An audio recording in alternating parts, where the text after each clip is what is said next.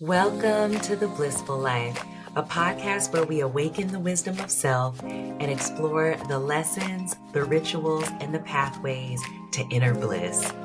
I'm your host, Regina Lawless, former corporate executive turned author and spiritual teacher. And I'm on a mission, y'all, to help people connect to and express their divine self so they can make their unique impact on the world. If you've been feeling like there is more to life than the hustle and grind, then you found your tribe.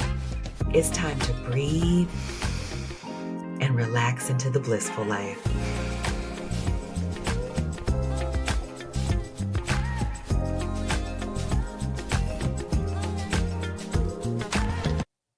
Welcome back to the Blissful Life. I'm your host, Regina Lawless, and I am super excited to have my guest today, Masha Ellsworth. Masha is a lead technical director in the characters department of Pixar Animation Studios, which if you live in the Bay Area like I do, you know Pixar is in our backyard. So super excited to have who I consider a local hero because I'm enamored with the Pixar studios. So Masha works at Pixar by day and is an indie filmmaker by night. The Ukrainian American filmmaker began her career in 2007 as an intern on Pixar's Oscar award-winning Ratatouille, working on sets and lighting. She then transitioned into characters for Pixar feature films such as Up, Toy Story 3, Brave, Cars 2, Inside Out, Finding Dory, Cars 3, The Good Dinosaur, Coco, Incredibles 2, Onward, Turning Red, and Inside Out 2. All classics. Okay. If you have kids, if you know kids, I'm sure you've seen all of those movies like I have. In addition to her work at Pixar, she has directed and produced 2 award-winning animated short films, Little T and Bound, which we're going to get into today, both of which feature international crews. Welcome to the show, Masha. Hi everyone. Thank you so much for tuning in, and I'm just so excited to be here. Thank you, Regina, for the opportunity to speak to your audience. Yeah, let's get into it. Yes, my pleasure. So, oh my goodness, I'm sorry if I fangirl out a little bit, but I just think Pixar is so cool. Like, it just sounds like a dream job. As a child, did you aspire to get into animation or movie making? Like, I'd love to hear Yeah. about your journey to get here. I grew up and was born in Ukraine, and for me, like Hollywood or US or California was so far away, but I love the magical movies. I grew up watching Tom and Jerry reruns. Me too, by the way. I just could watch them for hours, and definitely enjoyed all the Disney classics. Not everything was available right as it came out, so certain things were delayed, but I just loved it. I loved cinema, and I didn't know that at the time that it will become my career, but films have always moved me. I would watch a good film that sort of makes you think, and it would stay with me for a few days. And and I think that's how you know, like, you're a storyteller or a filmmaker where you really love the medium. So I never could have imagined that my career and my life would take me here and, to the Bay Area and working for Pixar. But it's such a great story, I think. It's like, you never know what your life can be. Yeah. And where your dreams may lead. Yeah. Oh my gosh, beautifully said. So you had this love of filmmaking as a child, and did you pursue it in college? Is that what ultimately led you to Pixar? Yeah, it's an excellent question. I grew up in the 90s in Ukraine, and back then the economy wasn't doing so great. And my dad was an architect, and so connected to the arts. But he told me, like, Masha, do anything else, but just not the arts, because there's no money in it. He was a great dad trying to protect me. Yes. And but I was a teenager. I was rebellious, and so I was upset because I wanted to do some art. Like, I was always artistic.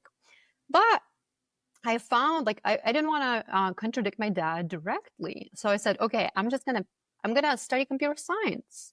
So I kind of randomly picked computer science because I always saw like my friends who were gamers, looks very cool. And had an opportunity to transfer to college in US thinking I'll just study computer science and, get a job doing that.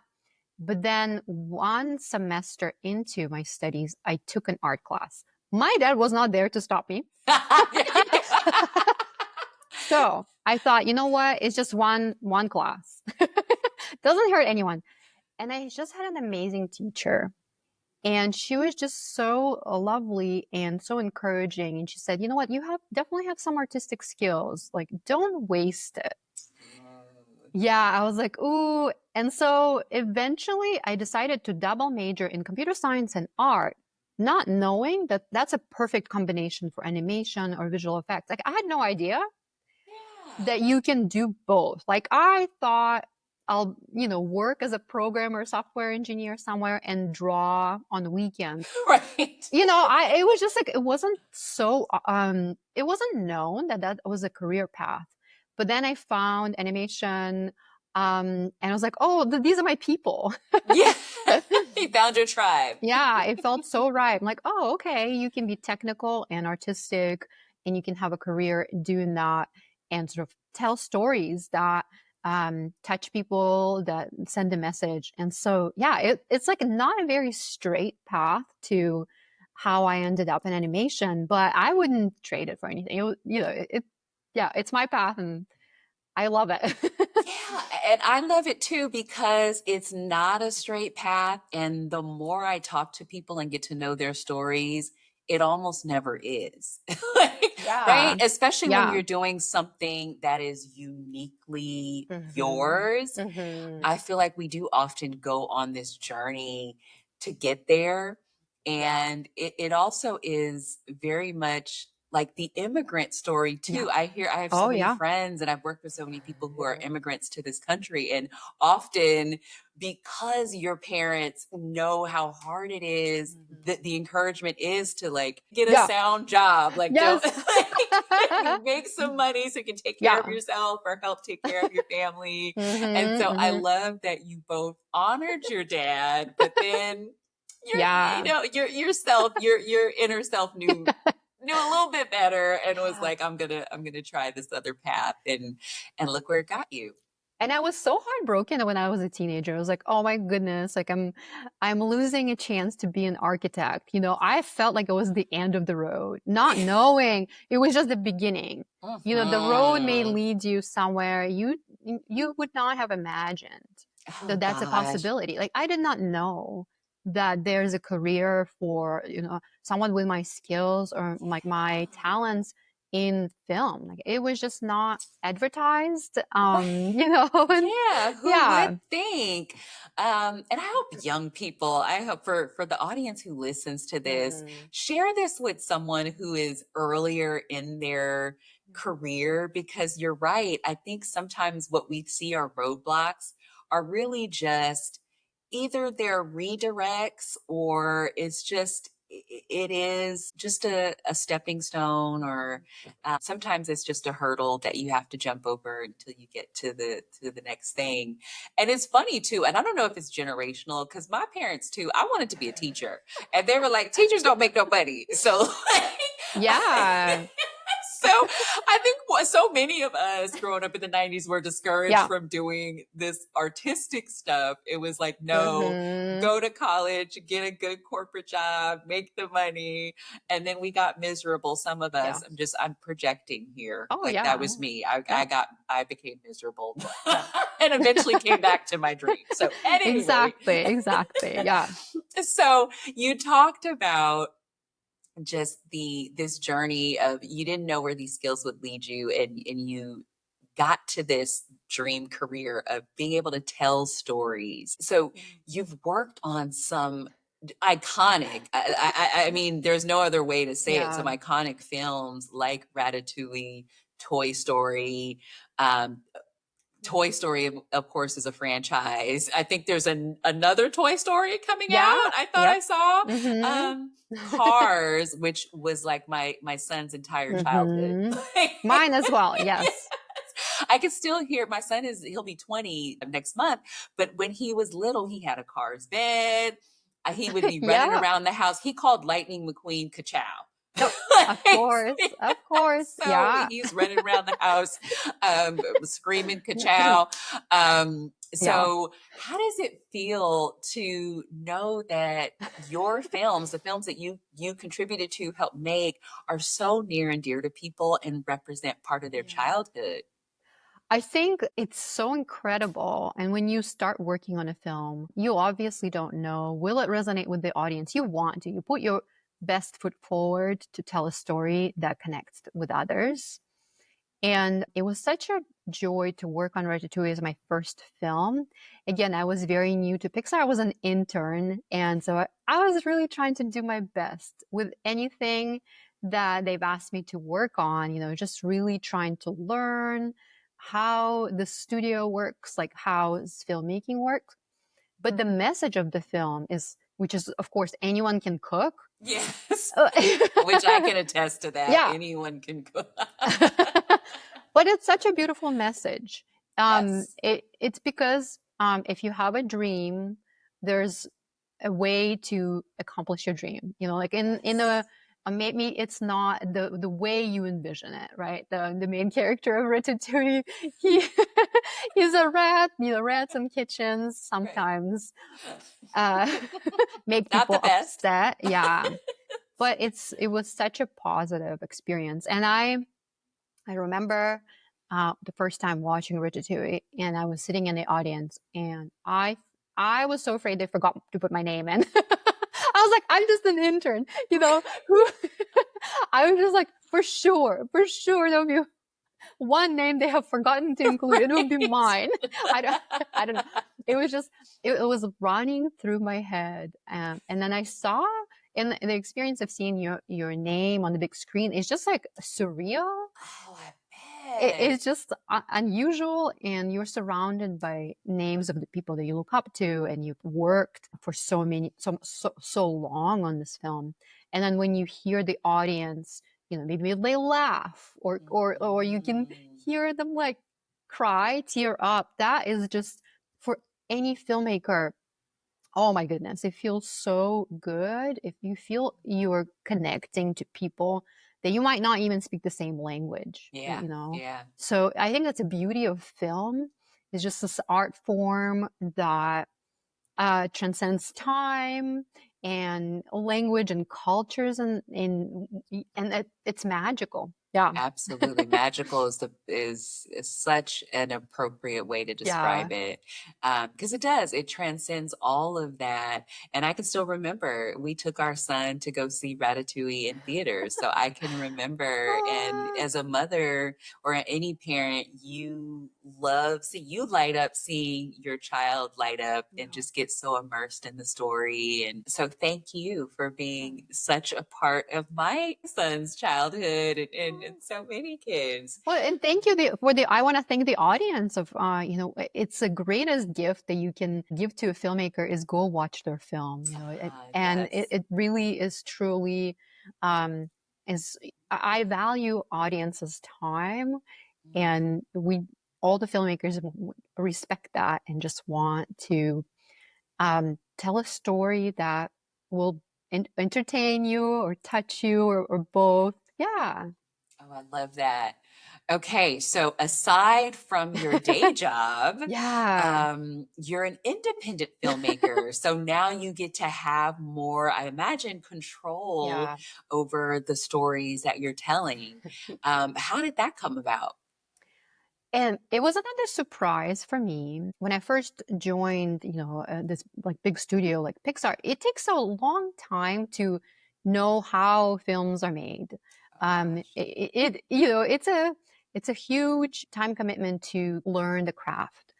And I think the first 10 years passed really quickly. I was gonna say probably flew by. Flew by. Yeah, I know, just sounds so Yeah, I've been there for 18 and a half years now. So Wow.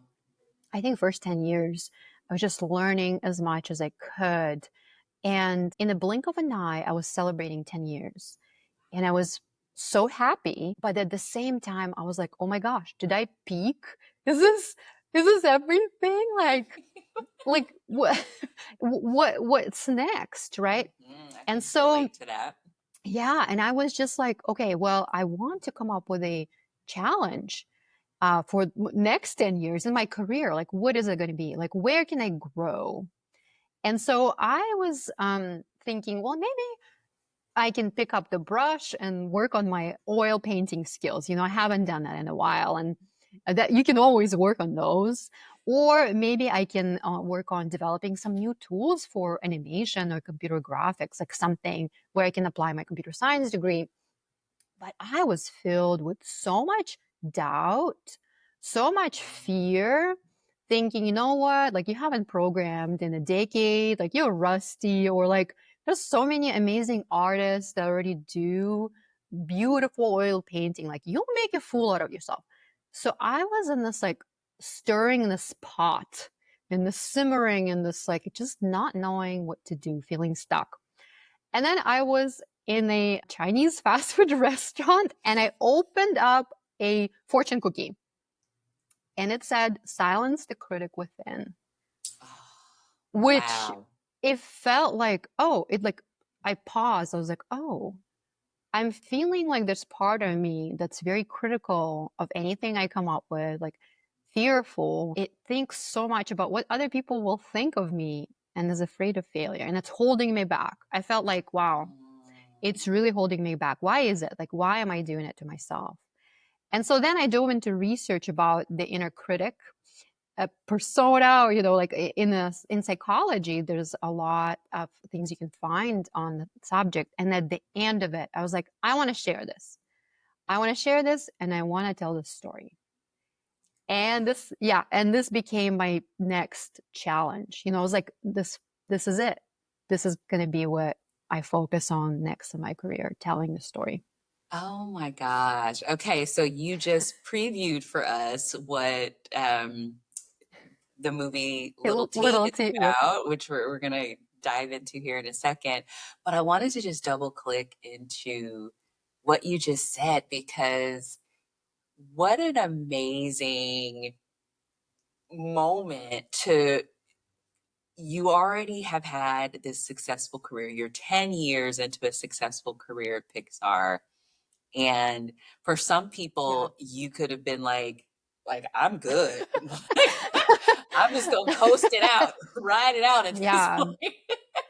But you listen to this inner, Yeah. I call it the whispers. Yeah. I really do believe our soul or our spirit whispers to us.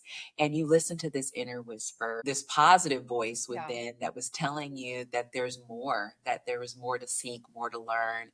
But then we have the chatter brain, the monkey mind, that inner critic that Yep. was trying to shut it all down. Mm-hmm. Despite you having a track record of success, Yep. albeit in a different way, you were trying to Mm-hmm. go back to something you hadn't done in a while, but still, you had a track record of being successful.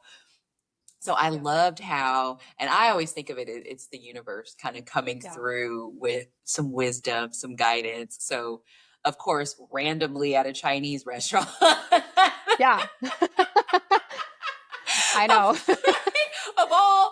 of all things, the fortune cookie spoke to you, Mm-hmm. and now we have the gift of Little T, which this is your directorial debut in this short film. And I didn't know this before we started this conversation, that it was both you Mm-hmm. trying to explain to other people the inner critic, but you were working through your Yeah. own inner critic. Oh, So, absolutely. yeah. So tell us more for those who haven't seen the film, and hopefully will go see the film. Yeah. Tell us a little bit more about what Little T is about. So Little T is an animated short film, and it follows Alexis, and she's a college graduate, and she's going in for her dream job interview. And she has her resume, her portfolio, and she brings her two best friends, and it's her inner critic and her inner child. So I wanted to show what it's like a day in the life of you and your inner critic. Like, how does this dynamic play out on an important day, like an interview day? How do you treat yourself on days like that when it's stressful, when maybe not everything goes that way? And ultimately, suggest a way, one way that you can make friends with it or silence the inner critic. Yeah. Mm. Oh my goodness. So I had the pleasure of watching the screener for Little T, and I was really moved by the film, Masha. Thank you. Yeah, no, you did such an authentic job. Like, and now hearing your story, this is why it feels so authentic because you had the courage to put your own No. struggle, your own journey on the screen, and you really can feel this emotional turmoil and this like tug of war between the inner child and the inner critic. And I was watching, like, objectively, like, her inner critic is mean. Yeah. Oh, yeah. Being able, but I don't want to give too much of the movie away. But there were parts like I was just like, man, just let her have it. And but simultaneously I could recognize, I could see myself in that. And so you do a powerful job of allowing us to see ourselves, and if we're honest with ourselves, we all have that inner critic that is trying to dissuade, sabotage, tell us we're not good enough, we can't have the cupcake. um, so so I definitely related, and I can see how, hearing your real life story, how the main character um is a view into the struggle that you went Yeah. through. I'm so glad to hear that. Yeah, because when you're writing a story, it can be based on a lot of your thoughts or your experiences. But you don't know, how many people have similar experiences. Are you just the odd one out? Right? And hearing that the film resonates with people is such a pleasure because I've made this film so we could have conversations Yeah. and support each other in this everyday struggle. And it's, yeah, so we're just like, okay, what's your inner critic going on about today? And it kind of support with understanding that it won't just be quiet. You can tell it to be quiet, but then it'll find a way to make its opinion known. Yes. Yeah. Yeah, That's a great way to say it. Yeah. yeah, And I love the interplay of this inner child aspect because through my journey, um, I talk a lot on the show about my journey after losing my spouse. So after that, I went through this very deep inner journey. And one of the things that I rediscovered was my childhood joy. And which seems like a strange place to land, but after you go through something so heavy, I think that for me, it became cathartic to just remove those layers of just heavy and seriousness. So I began to play more. I yeah, began to ask myself, what do I really enjoy? I started doing more things or remembering the things I used to do as a child. And so I think sometimes when we just focus on silencing the inner yeah. critic or ignoring it, to your point, it'll rear its ugly head. It's to me a better counterbalance to just bring up the voice of the inner child, or honor is another way of Yeah, saying, if you honor what your inner child is really saying, you can kind of soothe the inner yeah. critic. So it's a nice, it's not a either or, it's Yeah. kind of a both and allowing them to balance each other out. Yeah, it's definitely a balance because I believe that our creativity, imagination comes through this inner child. Like, what were we into when we were little? Before we knew the rules of Yes. this world, right? We could imagine things without bounds, without knowing what's possible and impossible. But if you just have that, right, you may be lacking some structure. So a balance of those structure and some perfectionism, not all the way that it's critical, but the balance is how you can maybe come up with a great idea and then act on it, and Yes. make the painting that you have in your head, like sort of finish the film that you see or you imagine. Yeah, Oh, I definitely a love balance. that. Yeah. Wholeheartedly agree. And I love, to your point, starting with the inner child and then letting the logic and that part, the structure come in to help you execute on the back end. Yeah. Okay, love it, love it. I hope people will go and check out Little T. You have another short film on the Yes. festival circuit Hmm. called Bound. Yeah. So, what do you hope people take away from that movie? So that film is very different. It is a Ukrainian folk song that I grew Ooh. up with. It's a very famous folk song, and I've always imagined animating it, making it, giving it life in this medium. And my hope is that people will just know more about the culture of Ukraine, the culture that I grew up with, and how beautiful it is and how unique it is. The film is made to look like cross stitch, and it's an art form that Ukrainians just love. We say that our DNA is cross stitch. Like it runs so Runs deep. deep. It runs deep. And it's also a love story. It's a love story, and it's about a young boy and a young girl, and they're farmers, in the 15th century, let's say, and they meet and they have a little moment of flirtation. Love Um, it.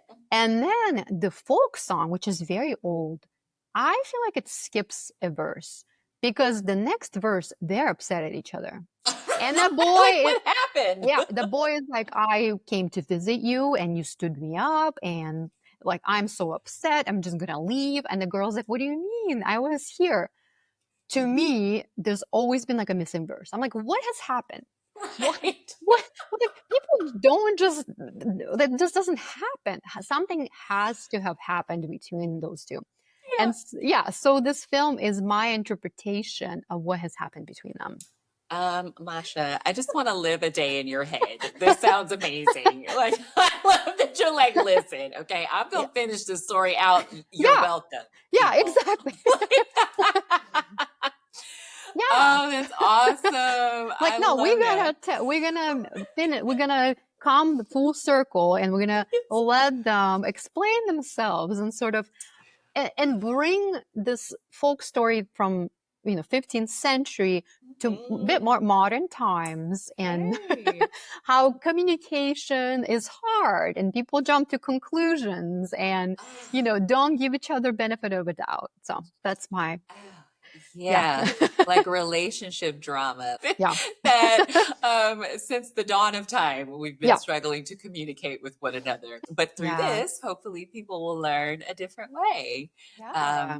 Oh, I love such a Mhm. cool way to take something that is so culturally relevant and then put your own spin on it. And I love for me, coming from kind of a Western viewpoint, being born and raised in the United States, I love the fact that you are showcasing your country and educating us on more of the culture of Ukraine, because so much of the lens that we've had on your country, unfortunately, has been war and conflict. And so I love that this is showcasing the beauty and the legacy of your Yeah. country. So giving people, right, Yeah. more of a authentic Mhm. whole picture of your country and your culture versus this very limited view that sadly I think a lot of people Yeah. have. I think it's so true. I wanted to show people this is a culture we are trying to protect. And Mhm. this is why we do what we do every day. And actually, I have worked with my dad on this film, which, Oh you my know, gosh. So now is he like he no yeah, longer wants you to be a computer scientist, I'm sure. He's yes. He tells everyone. He was like, I was telling her to go into film all Hilarious. along. I'm like, okay. Right. Yeah. Wow. Oh, how cool. Did he do Yeah. some of the artwork since he Yeah. clearly is an artist as an Yes. architect? So he did the sets. So the film is made to look like, a cross-stitch tapestry, sort of, Uh, or like a towel, like a ceremonial or like a decorative towel. mhm. And so some of and the sets came from him. And he grew up in the rural Ukraine. And so it was like a way for us to connect to those memories, kind Mhm. of like what, we want to capture the beauty of rolling hills and just kind of simple farming life. And it was great to work together. Of I course, bet. working with family, we had to learn how to communicate. So, I'm sure. of I'm course, sure, right? And yeah, from a professional standpoint, because it's one thing to be dad and daughter. yeah, But yeah, I'm sure things probably got interesting at times. yeah. And I had, because I'm a director and a producer of the film. I had to work up the courage to say, well, okay, I love all of this, but this small part we need to work on.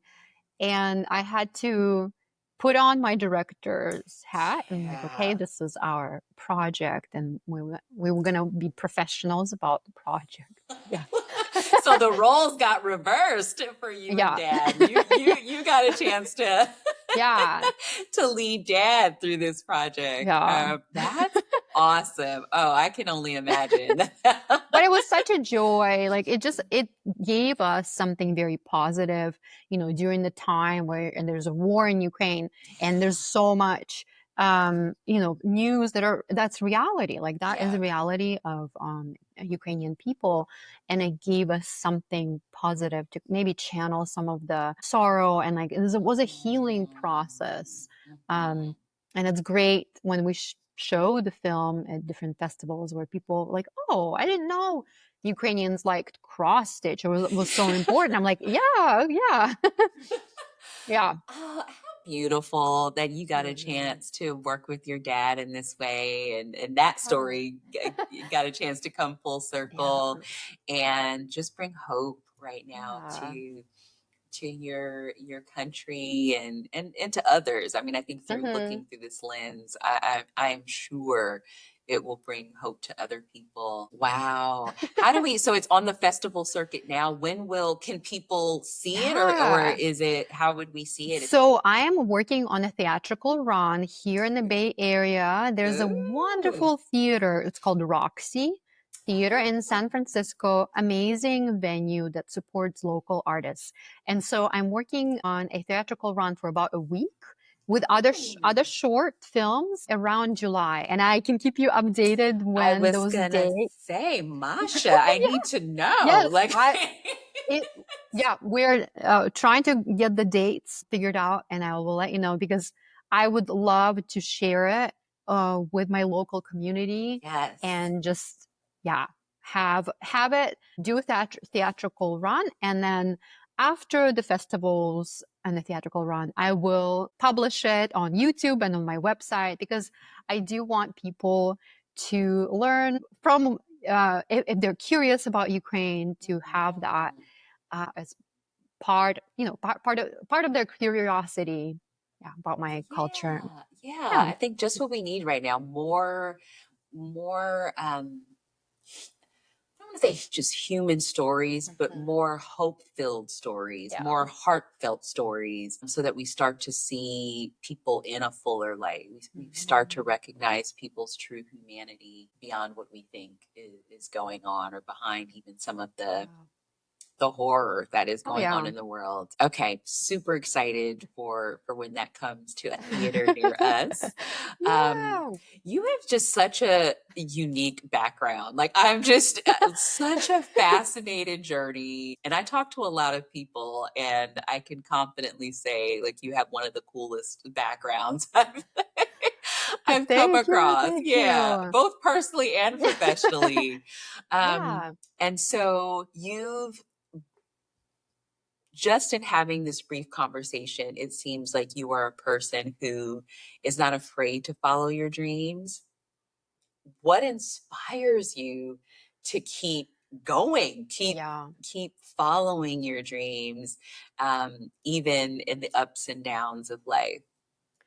That is such a good question because I think there's stages. I think, like all of us, we have good days and not so great days. Maybe you're tired. Maybe you're just sad and something has happened. And I think those are valid and part of anybody's life. When working on such a big project, I like a film and even a short film, it's kind of a big project. Oh, I can imagine. Oh, I can't imagine, but I Yeah. can.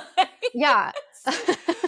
I I have noticed that I love lists. I don't know if you're like I'm that, a but list yeah, girl. Yeah. I just like Mhm. make those lists, and it's just like I first the list is really long, and then I cross it off, and I do it digitally sometimes, but I still keep what I have done, what I have Yeah. Yeah. accomplished. So then on the days where I'm like, ah, this is just so difficult, I see how far I've gone. Ooh, that's a good tip. It's so satisfying too when Yeah, you see things checked off the list. You're yeah, like, yes. yeah. And there is a point in filmmaking, and it's so amazing because for so long you live with this vision, like you kind of see the movie playing in your head, or if you're maybe drawing something, or a piece of music, you it lives in your head. But then after certain steps that you take, you see some beginning of it in the physical world. You're like, oh, this this is starting to match what I have in my head. And that feeling is just so great. It, at that point, I start getting inspiration from my project. It's kind of like magical. It's because like I can see my idea coming to life and I just want to continue refining it. And other people, and filmmaking is a art form where you do have to work with a lot of other people. Well, you don't have to, you get to. You get to, You get yes. to.